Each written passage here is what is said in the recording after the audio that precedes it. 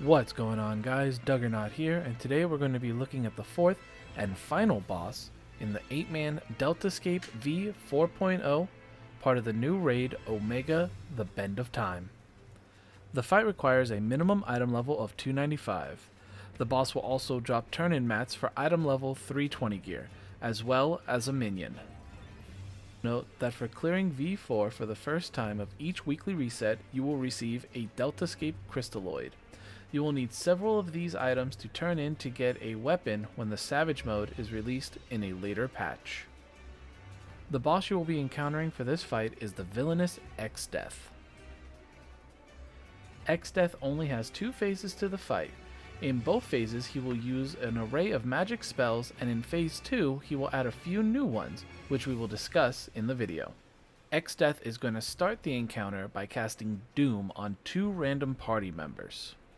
The Doom effect can be removed by either using Asuna or having a Scholar's Selene pet remove it from the players.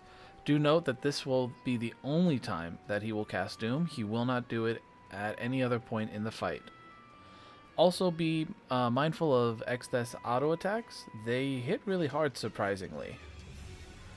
So we ended up tanking Exdeath right where he's standing. You don't actually have to move him around at all until phase 2. We did realize, though, that you're going to want to at least position him not facing the void. From time to time, when he uses his spells, he will actually draw in the void to make his spells do an additional effect. The spells that he'll be using throughout the fight are Fire 3, which will target several party members that need to spread out, Blizzard 3, which will put several point AoE markers on the floor that need to be avoided. If hit by Blizzard 3, you will be frozen in place and get a stack of vulnerability. And Thunder 3. Thunder 3 is a tank buster with a tank swap mechanic. He will put lightning resistance down on the person that gets hit by Thunder 3, so you're going to want to swap at about 2 stacks. Exdeath will also draw from the void, changing his spells and what they do. Fire 3 will now do raid-wide damage and put Pyretic on everyone. Blizzard 3 becomes raid-wide damage and freezes anyone that isn't moving. So when you see him cast Blizzard 3, just make sure to strafe back and forth to avoid being frozen and getting a vulnerability stack. And Thunder 3 becomes a huge AoE from where Exdeath is, so make sure to avoid this or you will be paralyzed and also receive a vulnerability stack.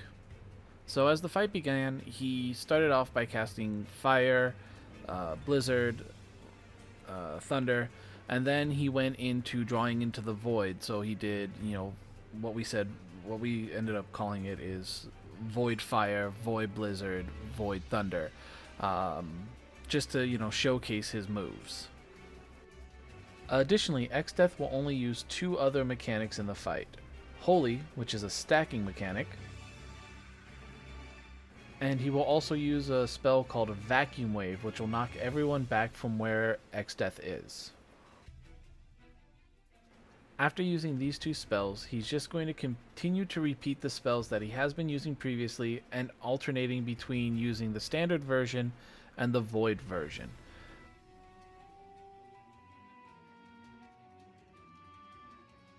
So if you notice, Exdeath has a pattern to his mechanics. He will always do 3 spells, followed by a stack mechanic from Holy, and then a knockback. He will alternate, though, between, like I said, his standard and his void version.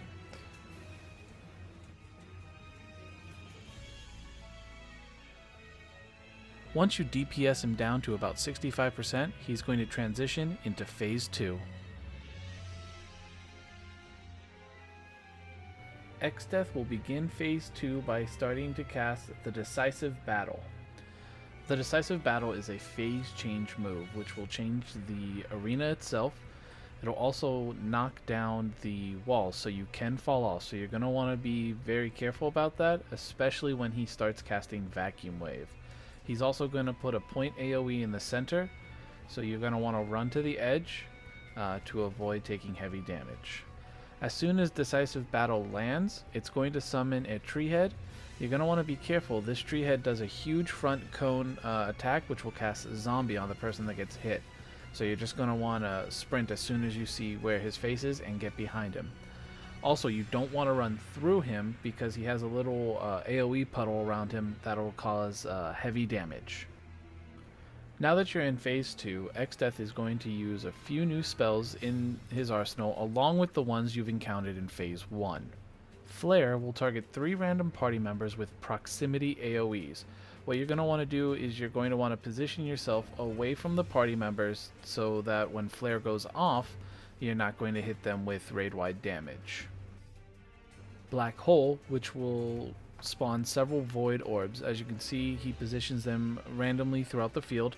You do have enough time to reposition before they're armed, and you're going to want to avoid them as much as possible. Getting hit by one of the void orbs will put vulnerability on and do heavy damage. The final spell he'll be using in this phase is Meteor. Meteor is just heavy raid-wide damage, so you're going to want to make sure that you're topped off before he finishes casting this. Once Exdeath has used all 3 spells, he's then going to start putting them in rotation with the spells that he used in Phase 1. So now he'll go back to using Fire 3, Blizzard 3, and Thunder 3. He'll also be channeling Void to do, the Void Fire, Void Blizzard, and Void Thunder. So make sure to move around accordingly. He'll then also be spawning Void Orbs while using these spells. So it can be pretty nasty if you're too far away. If you're too close to the edge when he does his knockback, you can fall off, like I said. But just like in other fights, if you get knocked off, you will reappear on the platform, so you can be rezzed back up.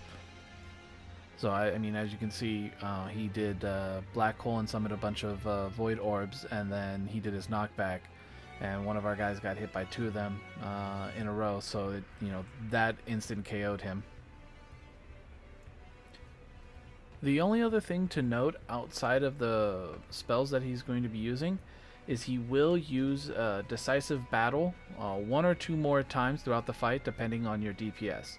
So right here, this time Decisive Battle will summon Roots up to cause cone AoEs with only 1 real safe spot. Once Decisive Battle is over, he's going to summon that Tree Head again, which will cause Zombie and Vulnerability up. So as you can see, I just missed it and got hit by it. When you are a zombie, though, you're going to just be attacking random people for a few seconds until zombie wears off. I was very lucky. I was attacking someone that got knocked off, and my character just stood there. He'll then follow it up with another round of Holy, Flare, and for us, he then hit us with a Meteor right after all of that. So as noted, Exdeath will start using all these spells. However, he doesn't use them in any particular order. He can combo them up, so like he can do a Blizzard 3 while channeling the Void to make everyone have to move, and then immediately follow that up with Black Hole, and then also follow that up with, say, a regular Blizzard 3.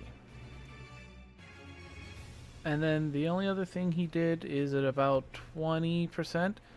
He did one final, the Decisive Battle. So just make sure you find the safe zone, and then when the tree head spawns, just get behind it to avoid the zombification.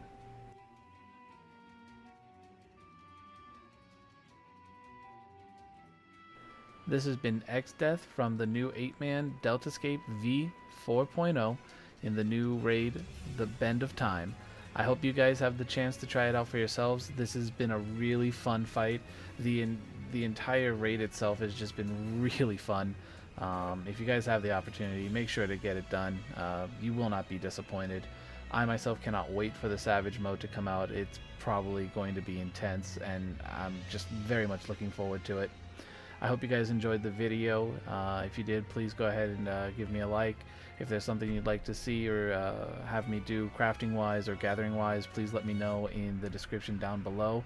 I will be doing crafting videos coming up next because I got to get all my crafters to 70. Go ahead and hit that subscribe button for all up-to-date content. And as always, goodbye from Zalara.